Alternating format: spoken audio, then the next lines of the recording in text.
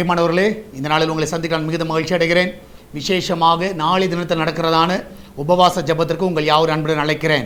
நாளை காலை சரியாக 10 மணியிலிருந்து 1 மணி வரைக்கும் மேலெடுக்கப்படுகிற அந்த உபவாச ஜெபத்தில் பங்கு பெறுங்கள்.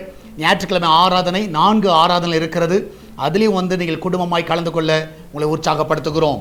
இந்த நாளிலே கர்த்தர் நமக்கு கொடுக்கிற வாக்குத்தத்தம் சங்கீதம் 42வது சங்கீதம் 11வது வசனம், Psalms 42 verse 11. என் ஆத்துமாவே நீ ஏன் கலங்குகிறாய்? ஏன் எனக்குள் தியங்குகிறாய்? தேவனை நோக்கி காத்திரு, என் முகத்திற்கு இரட்சிப்பும் என் தேவனுமாய் இருக்கிறவரை நான் இன்னும் துதிப்பேன். நான் விசுவாசிக்கிறேன். ஏன் கலங்குறீங்க? ஏன் திகைத்து கொண்டு இருக்கிறீர்கள்? நீங்கள் அவரை நோக்கி பாருங்க. நிச்சயமாக நான் விசுவாசிக்கிறேன், நம்முடைய முகத்திற்கு வெளிச்சம் அவர் தான், நம்முடைய முகத்தை பிரகாசிக்க செய்கிற அவர் தான். இந்த காலை வேளையில் அநேக காரியங்கள் குறித்து நீங்கள் கலங்கலாம். ஒருவேளை பயந்து கொண்டு இருக்கலாம், என்ன ஆகும் ஏது ஆகும், ஒரு கலக்கம் உங்கள் இருதயத்தில் இருக்கலாம். அந்த காலவில் நான் விசுவாசிக்கிறேன், நீங்கள் கர்த்தரை நோக்கி பாருங்கள். அவரை நோக்கி பார்க்கிற வழியில் நிச்சயமாகவே நமக்கு ரட்சிப்பு உண்டு, நம்மளுக்கு விடுதலை உண்டு. கர்த்தர் எல்லாவற்றிலிருந்து உங்களை விடுதலை ஆக்குவார். நம்ம எல்லாம் ஜெபிக்கலாமா? நன்றி ஆண்டவரே.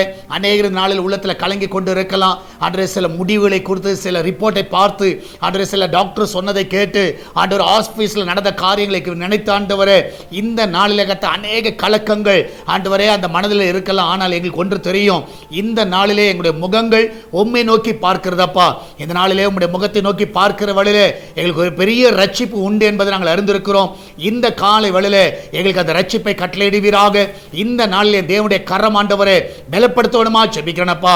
நீரே காத்துக்கொள்ளுங்க, வழி நடத்துங்க, ஆசீர்வதிங்க. எல்லாவற்றுக்கும் மேலாக வேலைக்கு போகிற பிள்ளைகள், வீட்டில் இருக்கிற பிள்ளைகள், படிக்கிற பிள்ளைகள் எல்லாரையும் காத்துக்கொள்ளுங்கப்பா. எல்லாருக்கும் தேவையான கிருபையை கொடுத்து வழி நடத்துங்க. வெளிநாட்டில் இருக்கிற பிள்ளைகளை சுகமாய் தங்க பண்ணுங்கப்பா. ஆண்டவர் விசேஷமாய் அந்த கிச்சன் பகுதியை ஆசீர்வதிங்க. அதில் வேலை செய்கிற ஒவ்வொரு நல்ல பாதுகாப்பை கட்டளையிடுங்க. அப்பத்துக்கும் தண்ணீருக்கும் எண்ணெய்க்கும் மாவுக்கும் அரிசிக்கும் ஒரு குறைவு இருக்கக்கூடாது. எல்லாம் நிறைவாக இந்த வீட்டில் இருக்க உதவி செய்யுங்கப்பா.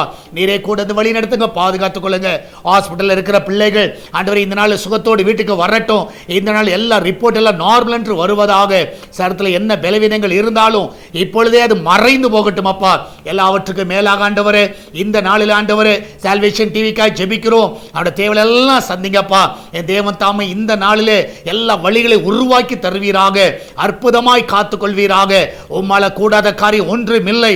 இந்த நாளில் ஆண்டவரே என் தேவன் தாமே ஆண்டவரே அவருடைய தேவைகள் எல்லாம் சந்திக்க விடுமா ஜெபிக்கிறேன். சேட்டலைட் தேவைகளை சந்திங்கப்பா, லைசன்ஸ் தேவைகளை சந்திங்க.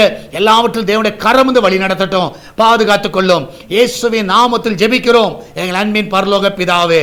ஆமேன், ஆமேன். பிரியமானவர்களே, கர்த்தர் உங்க கூட இருக்கிறார். தைரியமா இருங்க, எதை குறித்து கலங்காதீங்க. கர்த்தர் பெரிய காரியங்களை செய்வார். God bless you.